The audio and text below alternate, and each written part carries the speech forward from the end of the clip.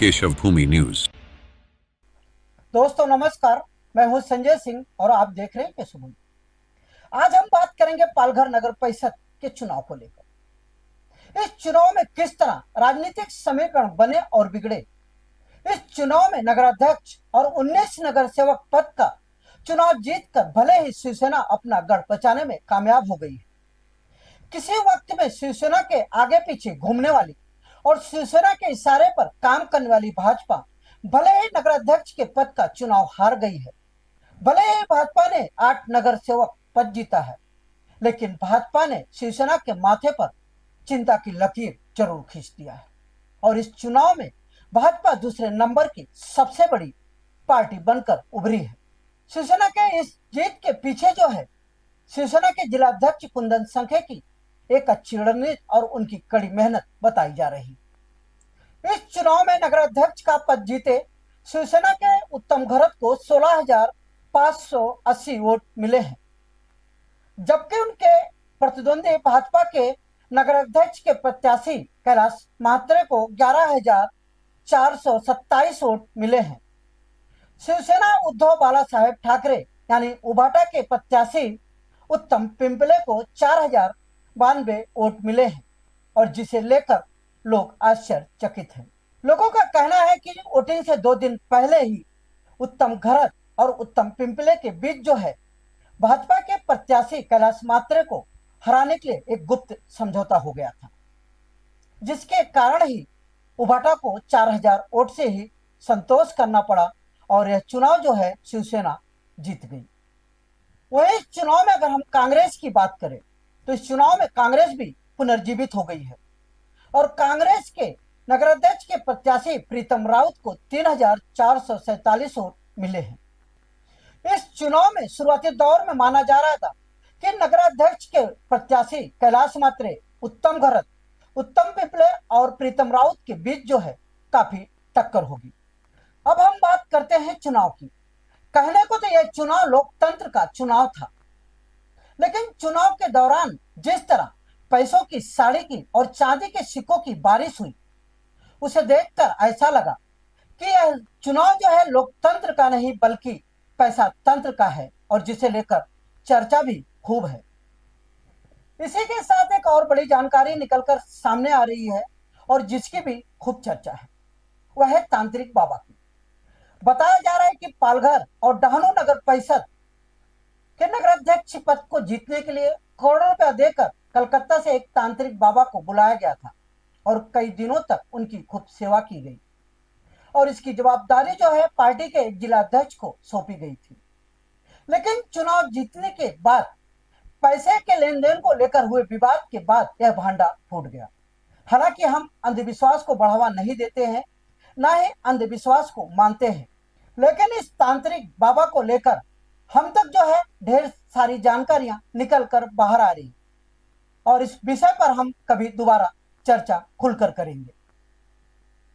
लेकिन यह चुनाव जिस तरह हुआ, इस चुनाव ने आम लोगों के अरमानों पर पानी फेर दिया है। आम लोगों के चुनाव लड़ने का जो सपना है वो चकनाचूर हो गया। अगर आपको चुनाव लड़ना हो, चाहे वो जिला परिषद का हो, नगर परिषद का हो, नगर पंचायत का हो, विधायक का हो, सांसद का हो और ग्राम पंचायत का हो, तो आपके पास जो है करोड़ों रुपए होना जरूरी है, जो आम लोगों के पास नहीं होता है। अब हम बात करते हैं भाजपा के नगराध्यक्ष के प्रत्याशी कैलाश मात्रे की। कैलाश मात्रे एक ऐसा चेहरा जो शिवसेना में दबा हुआ चेहरा था। भले ही शिवसेना के टिकट पर कैलाश मात्रे कई बार नगर सेवक चुनकर आए, लेकिन शिवसेना ने उन्हें कभी भी बड़ी जवाबदारी नहीं दी, न ही इस चेहरे को शिवसेना ने आगे आने दिया। पार्टी के अंदर चल रहे अंतरकलह से परेशान होकर चुनाव से कुछ दिन पहले ही कैलाश मात्रे अपने हजारों कार्यकर्ताओं के साथ भाजपा में शामिल हो गए। भाजपा ने कैलाश मात्रे की ताकत को पहचानते हुए इस चुनाव में उन्हें भाजपा के नगराध्यक्ष के पद का प्रत्याशी बनाया और चुनाव प्रचार के लिए आए सूबे के मुख्यमंत्री देवेंद्र फडणवीस ने भी कैलाश मात्रे की खूब तारीफ की। कैलाश मात्रे के भाजपा में शामिल होते ही भाजपा में शामिल होने के लिए लाइन लग गई और हजारों लोगों ने जो है भाजपा का दामन थाम लिया। एक तरफ जहां अचानक भाजपा की ताकत बढ़ गई, वहीं दूसरी तरफ भाजपा की मुसीबत भी उसी के साथ बढ़ गई और टिकट नहीं मिलने से काफी लोग नाराज हो गए और पार्टी के लिए वह मुसीबत भी बन गई। लेकिन लाख विरोध के बाद भी भाजपा के जिला अध्यक्ष भरत राजपूत और भाजपा के सांसद डॉक्टर हेमंत सौरा और बाबजी काटोले ने ऐसी रणनीति बनाई कि उनके प्रतिद्वंदी पार्टियों के हाथ पांव जो है वो फूल गए। कभी बिना पैसा तंत्र का चुनाव जीतने वाली शिवसेना को पैसा तंत्र का सहारा लेना पड़ा और पहली बार पालघर नगर परिषद चुनाव में भाजपा जो है दूसरे नंबर की सबसे बड़ी पार्टी बनकर उभरी है और जो शिवसेना के लिए एक चिंता का विषय है। इस चुनाव को समझने के लिए हमें पालघर नगर परिषद के इतिहास को भी जानना होगा, खासकर उन युवाओं को या उन लोगों को जिन्हें पालघर नगर परिषद के इतिहास के बारे में जानकारी नहीं। पालघर नगर परिषद की अगर हम बात करें तो पालघर नगर परिषद की स्थापना जो है वो 98 में हुई थी। शुरुआती दौर में पालघर नगर परिषद में नगर सेवक की जो सीटें थी वो बहुत कम थी और यह सीटें धीरे धीरे बढ़ती गई और 30 सीटों तक पहुंच चुकी है। अगर हम चुनाव की बात करें तो एक दो चुनाव को अगर छोड़ दिया जाए तो पालघर नगर परिषद पर अधिकतर शिवसेना का ही सत्ता रहा है। शिवसेना ने ही उत्तम घरत को 4 बार उपनगर अध्यक्ष और अब नगर अध्यक्ष बनाया है। कई बार उत्तम घरत के कंधों पर शिवसेना ने पार्टी की भी जवाबदारी दी है।